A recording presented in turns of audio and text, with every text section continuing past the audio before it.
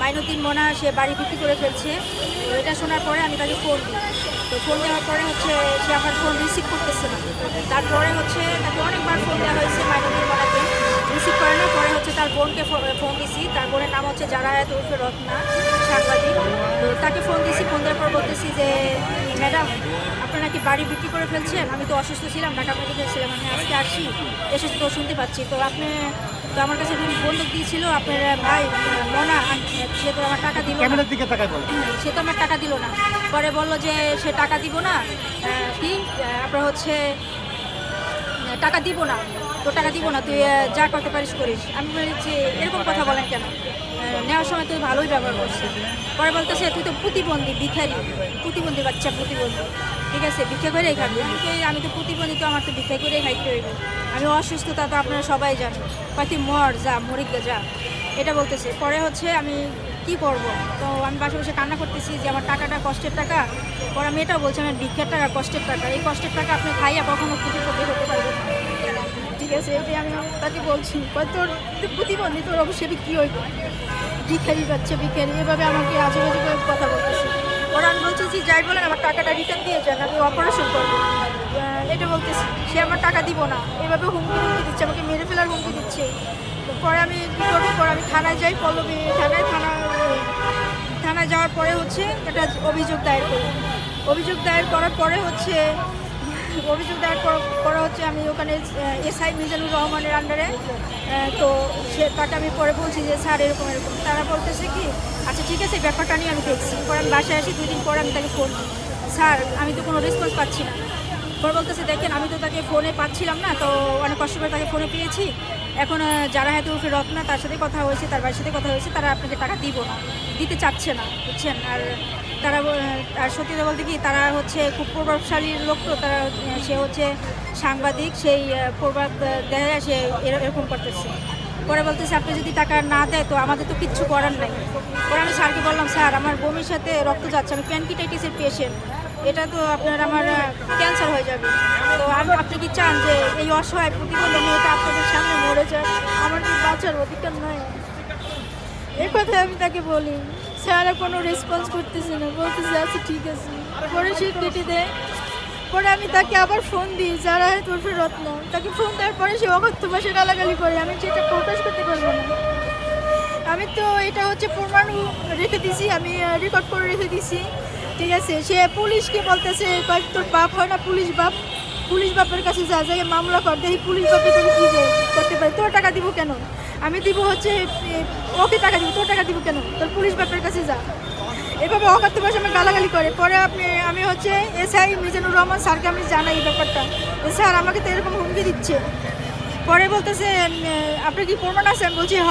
পরে আমি বলতেছি স্যার যদি কিছু না মনে করেন আমি আপনাকে ইমোতে দিয়ে দিই, ইমোতে তাকে আমি ভিডিওটা দিয়েছি, তাও আমি তার কাছ থেকে ভালো কিছু আশা পাই না। সে বলতেছে আমাদের ক্ষমতার বাইরে, সে হচ্ছে ক্ষমতাবান, তার সাথে পারা সম্ভব না। তার আন্ডার তার যে ভাই যেটা মাইনুদ্দিন মোনা, উনি হচ্ছে নেশাখোর, উনি মাফিয়া, মানুষের উপর টর্চার করে। তারপর আমি যে অভিযোগ করেছি সেটার জন্য সে আমার বাসায় এসে খুঁজে গেছে, বলছে প্রতিবন্ধীর বাচ্চা, প্রতিবন্ধী কই, ভিখারি কই। আপনি যে পুলিশের কাছে, পুলিশ কি আপনার এই কাজ হাসিল করতে অপারগতা স্বীকার করছেন? সে হাসিল করতে বলতে কি সে বলছে যে এটা আমাদের পক্ষে সম্ভব না, সে যদি টাকা যারা হাতে এই কথা কে বলছে? এটা এসআই আপনার মিজানুর রহমান স্যার বলছে। কি বলছেন তিনি? সে বলছে যে আপনার হচ্ছে দেখেন আপনি তো ভিক্ষা করেন বুঝছি, আপনি তো বলেন আমার কাছে যে আমিও আপনার ব্যাপারে শুনছি যে প্রতিবন্ধী মানুষ, কিন্তু একটা কথা কি আমরা এটা সম্ভব না, আমরা তার সাথে কথা বলছি, সে আপনাকে টাকা দিব না, যদি সে না দেয় এখানে তো আমাদের কিছু করার নেই, এটা বলতেছি। আপনি বলতে চাচ্ছেন আপনি অভিযোগ দায়ের করার পরেও থানা তার বিরুদ্ধে যথাযথ অ্যাকশন নেন নাই? না। এটাই তো স্পষ্ট করে বলুন। জি এটাই। আপনার হচ্ছে পরে আবার কোন থানায় আপনি অভিযোগ দায়ের করছেন? পল্লবী থানায়। পল্লবী থানায়। আপনার অভিযোগে আইও হচ্ছে মিজানুর রহমান, কি বললেন নাম? SI Mizanur Rahman, SI. আপনার অভিযোগে তো লেখা রয়েছে রূপনগর থানা, আপনি পল্লবী থানা না? রূপনগর থানা। রূপনগর থানা। ভুল করছেন।